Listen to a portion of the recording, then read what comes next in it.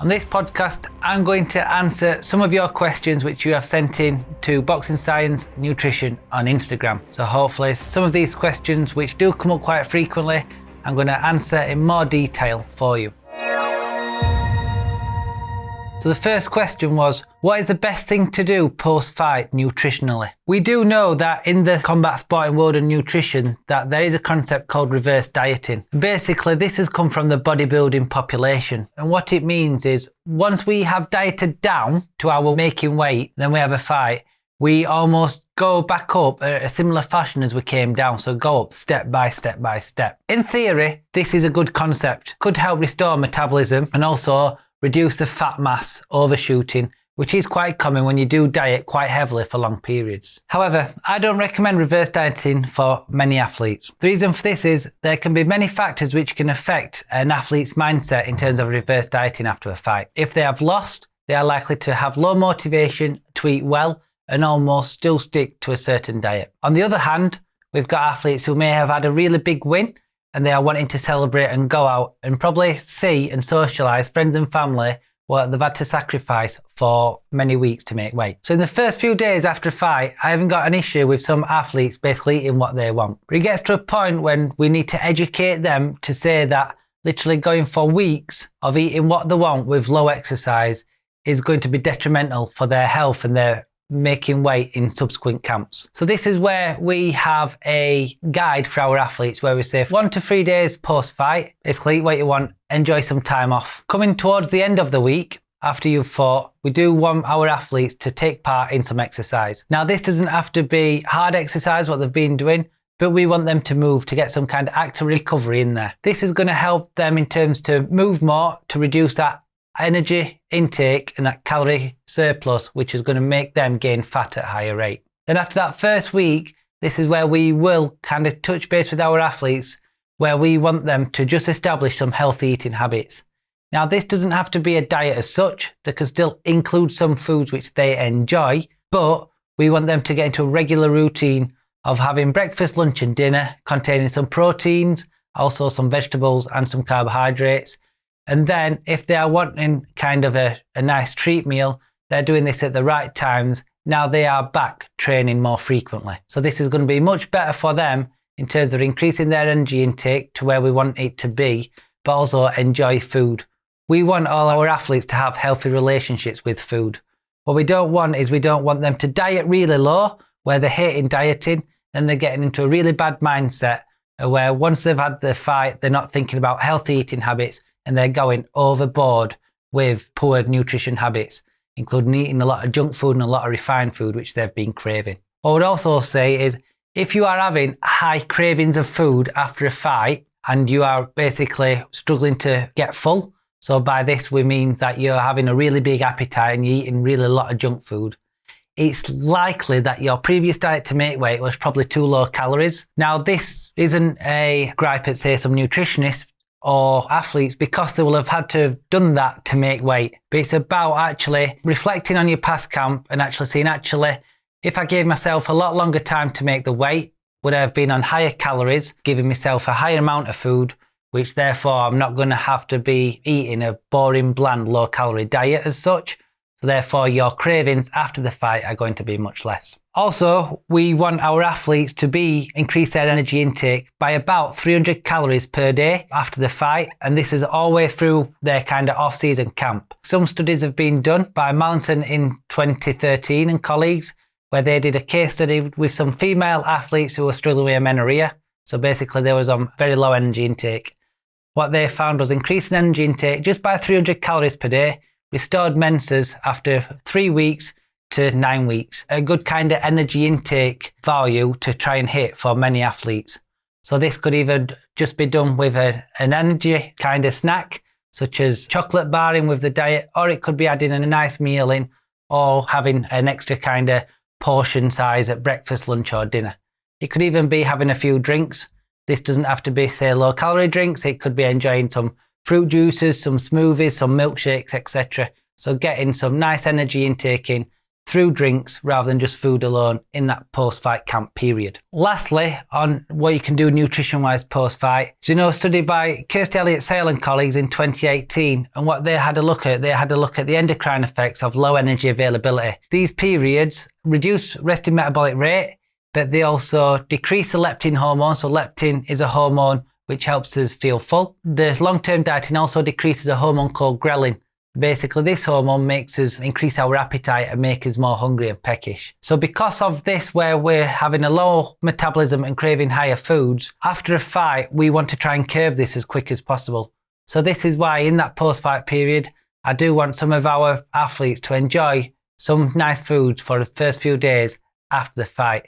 This is going to reduce those cravings in the brain, but then increase the energy intake, which we know is required for our athletes post-fight. Nutrition is one of the most important areas for a boxer or combat athlete to master in their training camp, but it often becomes quite confusing and complex to do. So we've decided to give you the best possible guide to follow nutrition in the easiest and most effective way. We've developed the Boxing Science recipe book, giving you a range of different recipes for breakfast, lunch, dinner, and for your snacks to integrate into your training camp. These are designed to help fuel performance and help make weight safely and effectively, whether that's to fuel up for your sparring, to recover from intense sessions, or to implement on your rest days. Each one comes with a different category to make it easy to understand and start implementing into your training week. We offer macronutrient information and also calories for each meal, and we're offering different ingredients, a step-by-step process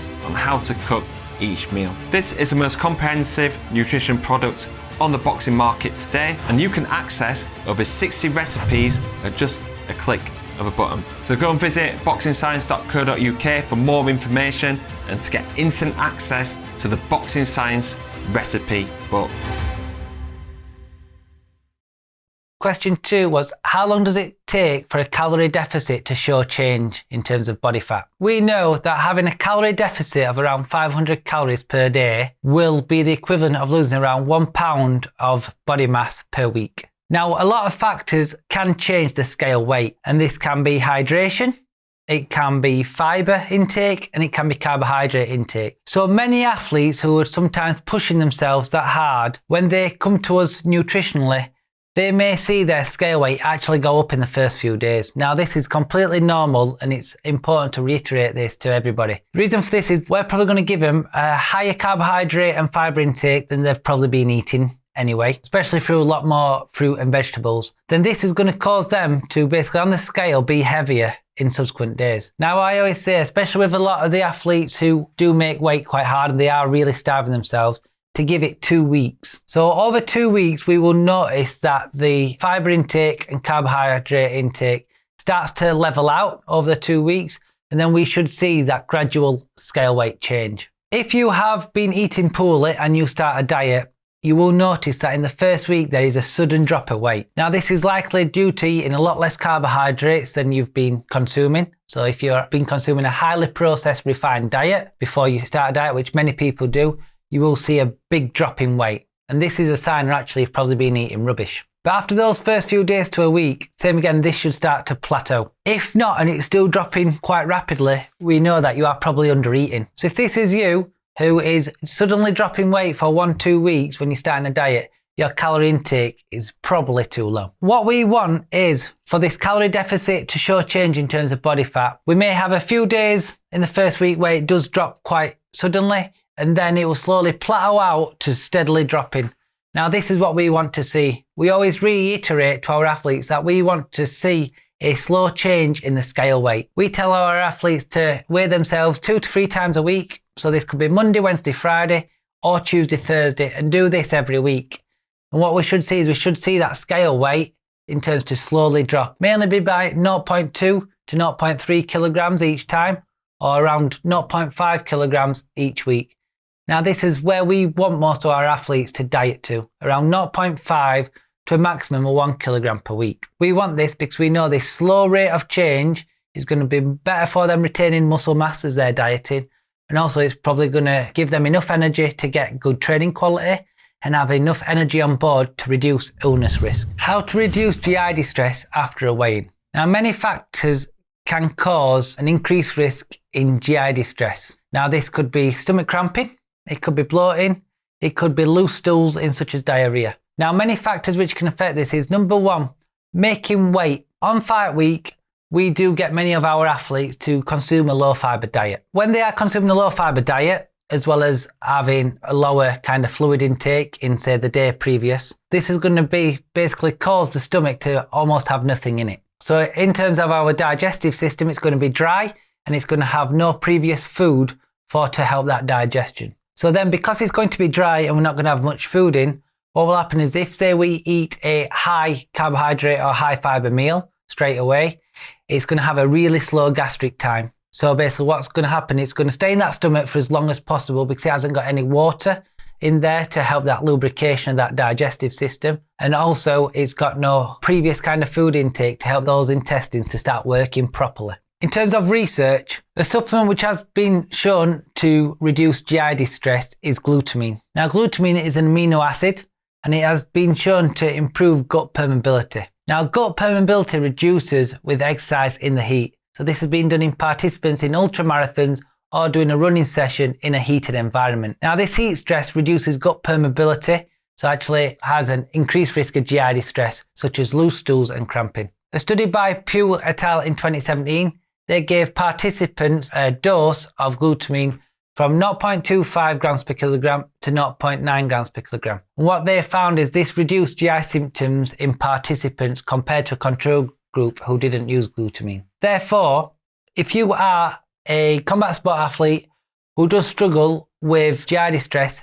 after a weigh-in, it may be wise to supplement glutamine in the days previous and also on the day of and day after a weigh-in. Now, this study was also done earlier by Zool et al. In 2014, and they used a range of 0.9 grams per kilogram of glutamine, and they took it 3 times per day, so breakfast, lunch and dinner. So that 0.9 gram per kilogram dose was split into 3 doses. What they found, similar to the study by Pugh et al., reduced GI symptoms in participants, and it also reduced a heat shock expression in the gut, so actually improving GI gastrointestinal health in participants. Another supplement which also been shown to have benefit on GI distress is probiotics. Now, probiotics can help the gut microflora flourish. So probiotics has been shown to actually reduce illness symptoms. Our gut is our key innate immune system, so a lot of our immune cells are derived from the gut. So having a healthy gut helps reduce illness. Now also it does help absorb nutrients. So as we know, if that gut permeability is actually reduced, that the probiotics can help that good bacteria in the gut so we can absorb key nutrients to help keep our gut in good condition. So a study by Xing et al. In 2014 actually showed that it did reduce GI symptoms in runners who consumed a probiotic strain. Now, in terms of probiotics, we usually want around 10 billion cultured forming units in 1 tablet and have this once per day. Or you could have 2 Yakults per day, 1 at breakfast and 1 at dinner, to help improve your gut function. Lastly, what can also affect GI distress around a weigh-in is the dehydration. When we're making weight, many athletes will be in a dehydrated state. The more dehydrated state we're in, the less fluid we're going to have in our body to help our digestive system.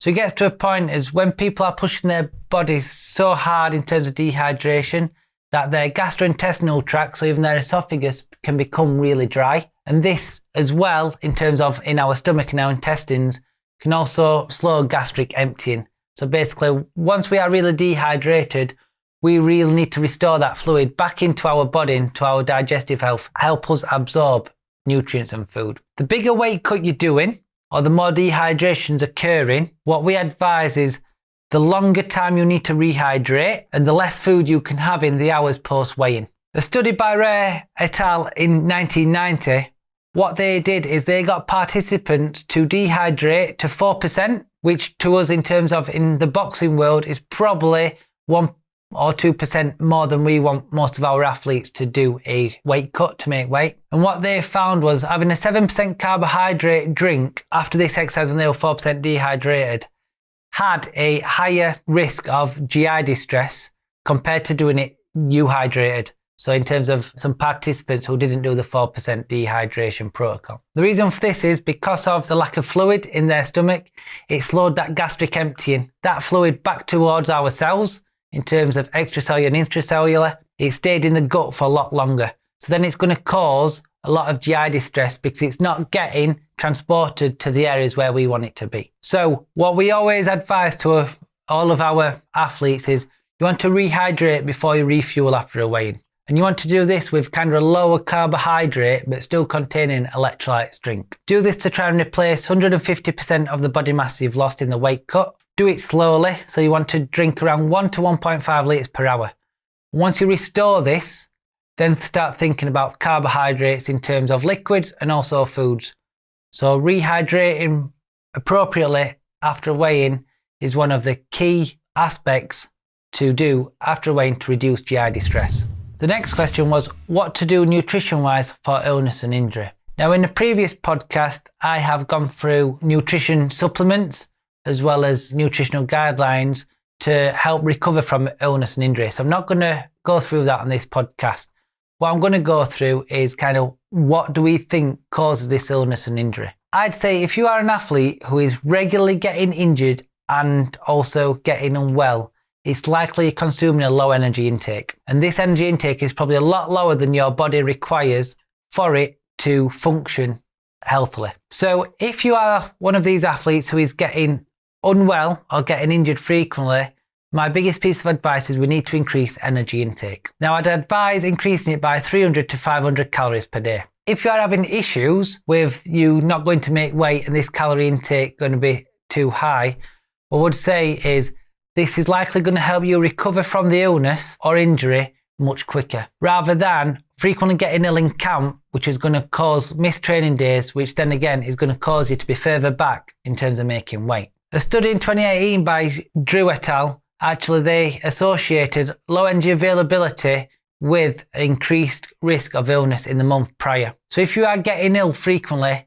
then again, it's probably likely that you're consuming energy intake which is too low for optimal function of our immune system and our health. A review in 2021 by Cicella and colleagues, they had a look at nutrition and immune function. And what they found was, in terms of reducing illness, certain nutritional strategies can help. A key one being carbohydrate intake. So if I have an athlete who is constantly getting ill or is reporting symptoms of illness or fighting infection whilst training, one of the main things I'll do is actually increase carbohydrate intake, especially around training sessions. Now the reason for this is our immune system is sometimes fueled by glucose. Our white blood cells are carbohydrate dependent, as well as a lot of our inflammatory markers. So this is really key to help us get over this infection and this illness quicker. In addition, the carbohydrate intake can also reduce the stress hormone cortisol. So we know intensive periods of stress is also linked to increasing the illness of risk. So having carbohydrate intake around training sessions is going to reduce that stress hormone cortisol, as well as provide key fuel for our immune system to help us reduce that risk of illness. As well, when an athlete is ill, always recommend them to supplement with vitamin D. I recommend our athletes to supplement with around 4,000 IU vitamin D3 per day during periods that they are ill or injured. I also recommend them to use this throughout the year unless it's sunny outside and you can get direct contact from the sun for 30 minutes per day. So a lot of our innate immune cells, such as our macrophages and T cells, these have vitamin D receptors. So once our vitamin D kind of level is low, and it's usually below 75 nanomoles per litre, we know this increases the risk of illness in athletes. So this is where I supplement a lot of our athletes with around 4,000 IU of vitamin D3 per day on the days that they are ill, but also afterwards. So to review, if you're an athlete who is getting ill frequently and getting injured in camp, I'd certainly recommend increasing energy intake. Now I do recommend this primarily being from carbohydrates around training sessions, but also increasing protein and fat intake is also likely going to be required to help increase that energy intake and also to make food much more enjoyable. As well, I'd certainly say supplementing with vitamin D during illness and then adding some vitamin C and zinc. So zinc 75 milligrams per day and also vitamin C, around 3 grams per day during periods of illness, can help you get over that illness at a quicker rate compared to having none alone. This has been shown in meta-analyses done during periods of illness. Vitamin C and zinc can help reduce that severity of the illness. The last question in our Q&A is, what body fat percentage is too low for amateur boxing? Now, over the data that we have collected with a lot of our athletes is very similar to a lot of the data in the studies. So we certainly don't want many of our female athletes being below 12% body fat. And if they are, we don't want this for long periods. We know that having body fat less than 12% in females, and certainly going to single digits similar to males, is a key sign of low energy availability and also a sign of potential amenorrhea and a loss of menstrual cycle. And this is linked to a lot of issues in terms around female reproductive and endocrine health, and also in terms of increasing injury risks, such as stress fractures. So in terms of female amateur boxers, I would certainly recommend them not to go below around 12% body fat. Now, in terms of younger female athletes, this could be less or more, but we don't know yet. In terms of research, isn't that up to date in terms of young female athletes. But certainly in older female athletes, this is a certain percentage that I would recommend female athletes not to go below. As well, because of amateur boxing, it's likely they're going to need to make weight for many weeks and also over the year. So this is why I certainly wouldn't recommend many females to go below that 12% body fat. In terms of males, this is likely to be around single digits. Many male athletes or combat sport athletes who are fighting, usually around 8% body fat, done with the Isaac Skinfold method. This could be as low as 5% using a DEXA scan. But same again, because they are making weight in terms of amateur boxers every week, I'd actually want the boxers to be at higher percentage body fat. I wouldn't mind many amateur boxing athletes being around 10% body fat, if not slightly above. Now, the reason for this is because they're making weight so often, having a higher percentage body fat is likely going to give them more energy intake. So they are going to get better training quality.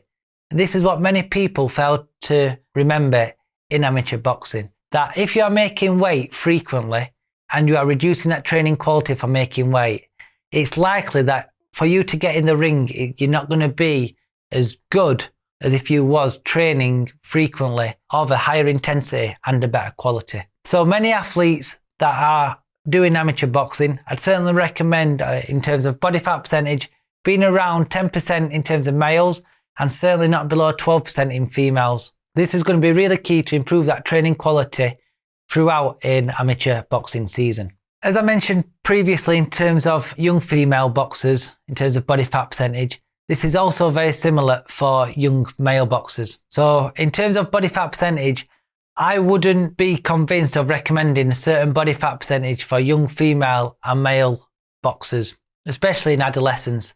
Now, we know that during adolescence, there is vast periods of growth and maturity, and this is something what we want to promote because we know it's linked to better bone health and a better metabolism. So for young female and male amateur boxers in adolescence, in the age ranges from 13 towards 18, I wouldn't push them that hard to make weight. I'd say if a young amateur boxer is losing more than 2 to 3 kilograms each time to make weight, that I would advise them to move up a weight category.